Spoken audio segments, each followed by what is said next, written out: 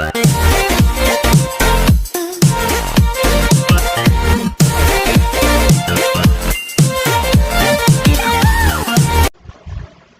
hi guys, welcome again to another video, and for this video I'll be summarizing again the chapter 3, which is the network protocols and communication. So let's start. So we have here the establishment rules, which is first, an identified sender and receiver, common language and grammar, speed and timing of delivery, confirmation or acknowledgement requirements. So the protocols that are used in the network communication share many of these fundamental traits. So in addition to identifying the source and the destination, computer and network protocols define the details of how a message is transmitted across the network. Common computer protocols include the requirements, and each of this will be discussed in more details. So we have the message timing. So for the access method,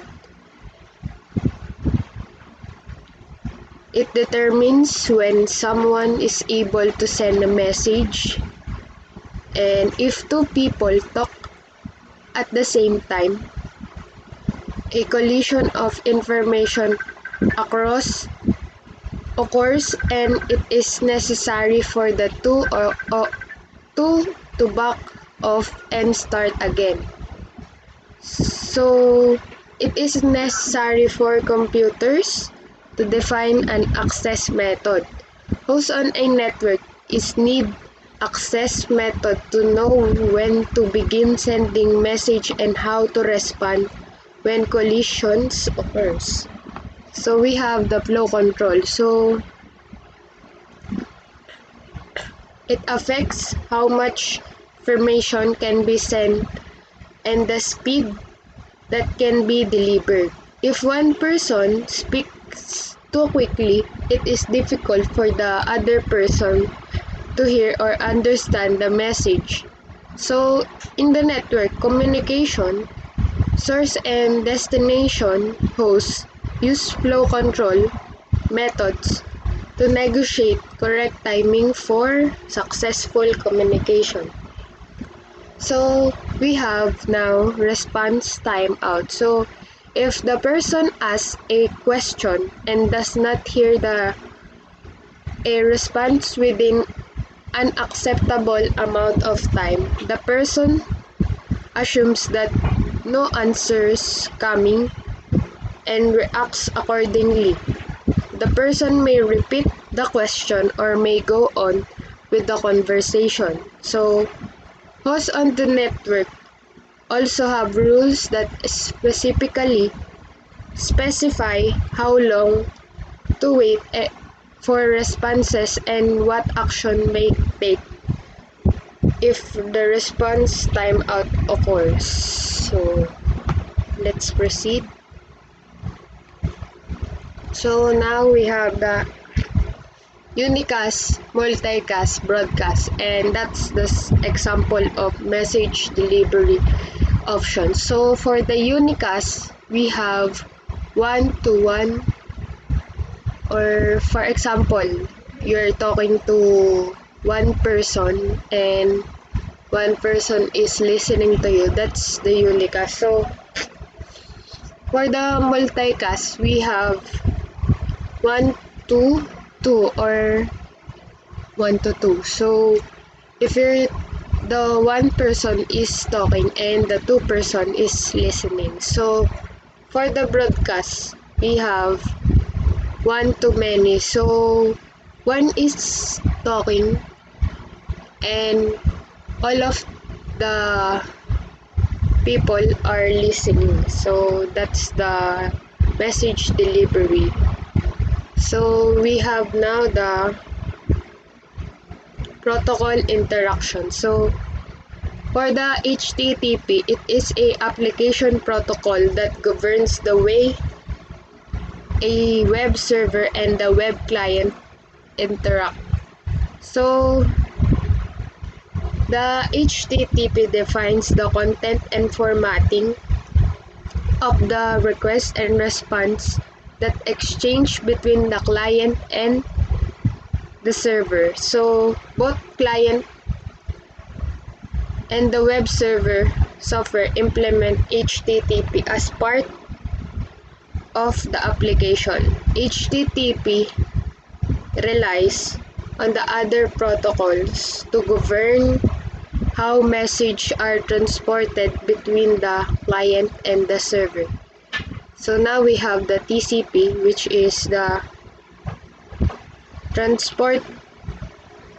It is a transport protocol that manage the individual conversation. So it divides the HTTP message into smaller pieces, and that is what we call the segment. So that segment are sent between the web server and the web client, process running to the destination host. So the TCP is also responsible for controlling the size and the rate at which messages are exchanged between the server and the client. So now we have IP. So that is responsible for taking and formatted segment from TCP, encapsulating them into packets, assigning them the appropriate addresses, and delivering them to the destination host. So last one, we have the Ethernet. So it is a network access protocol that describes two primary functions. So communication over the data link and physical transmission of the data network media, and network access protocols are responsible for taking the packets from IP and formatting them to be transmitted over the media. So let's proceed to the next one. We have benefits of using a layered model. So excuse me. So first, assisting in the protocol design, because a protocol that operate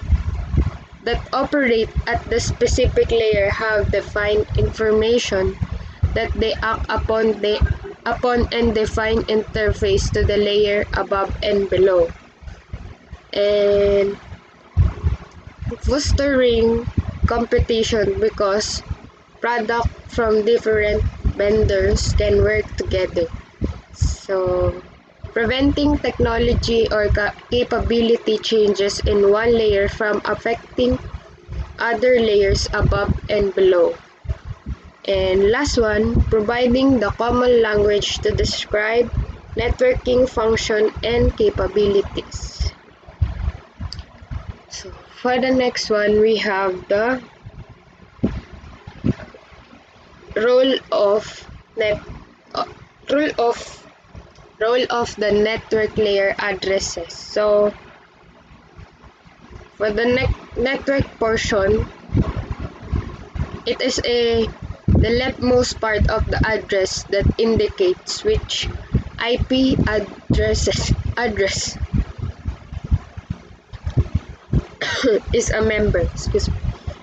All devices on the same network will have the same network portion of the address. So for the host portion, it is the remaining part of the address that indicates or identifies a specific devices on the network. So the host portion is a unique for each device on the network. So we have the source IP address. So it is a sending device, and for the destination, it is the receiving device. So let's proceed to the role of the data link addresses. So excuse me. When the sender and the receiver of the packet, IP packet, are on different networks, the Ethernet data link frame cannot be sent directly to the destination host because the host is not directly reachable in the network of the sender. So the Ethernet frame must be sent to another device known as the router or default gateway. For example, the default gateway is R1, and R1 it has an Ethernet data link address that is on the same network as PC1. So it allows the PC1 to reach the router directly. So for the source MAC address, the Ethernet MAC address of the sending devices.